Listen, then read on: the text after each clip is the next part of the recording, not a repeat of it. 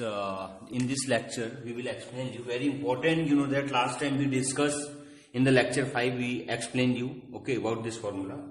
Now we will use this formula.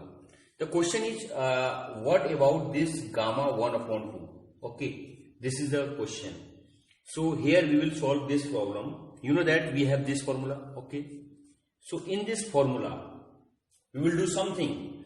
If let we are just taking P is equal to Q is equal to 0, let we are just taking any value, because P and Q, these are the constant. If we just place it, then after that what will happen?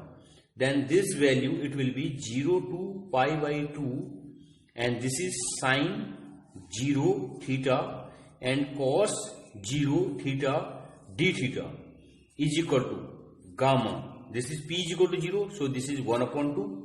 Gamma Q is equal to 0, this is 1 upon 2 upon 2 gamma P plus P and Q both 0, 2 upon 2 is equal to 1.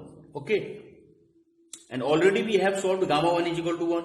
So you are getting 1 upon 2 gamma 1 upon 2 whole square. We are getting this. So now you know that sine to the power 0 is equal to 1, cos to the power 0 is equal to 1.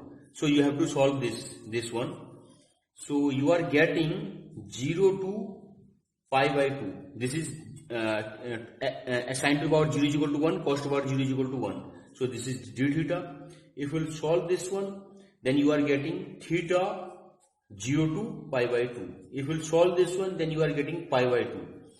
This is pi by 2 left side, and right side is this. So this is equal to this 1 upon 2 gamma 1 upon 2 whole square. This is whole square. So this and this cancel. So pi is equal to this 1 upon 2 whole square. It implies that gamma 1 upon 2 is equal to root pi. This question, it has come many times, and this is very important. Every time we will use it. So now we will discuss another question.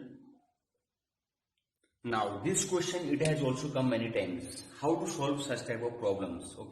Whenever you are just someone has given you integration. So the application is the beta gamma function. The application is whenever you are just solving any problem and you stuck how to solve. So you will use this function. This function, it will vary from 0 to infinite, and this function from 0 to 1, and both are related. You know that beta mn, it also related to this one. We have already solved it. You can see that the relationship between beta and gamma function we have solved. So now this question we are just solving. We will use this formula to solve such type of problem. So how to solve it? So you know that this is the cos theta. Cos theta means cos theta upon sin theta. So this is 0 to pi by 2. So this is cos, this is power 1 upon 2, 1 upon 2 theta, and this is sin minus 1 upon 2 theta d theta. Now write in this way. You can see that this is equal to this. So it implies that gamma 1 upon 2 plus 1 upon 2, and this is gamma minus 1 upon 2 plus 1 upon 2.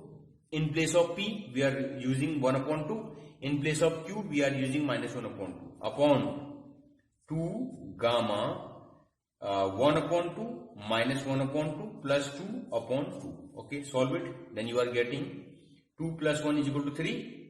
2 under 2 and 3. 3 upon 2. 3 upon 2, 2. 3 upon 2 upon 2.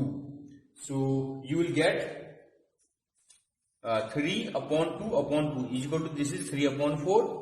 2 under 2, 2 minus 1 is equal to 1. 1 upon 2, this is 1 upon 4.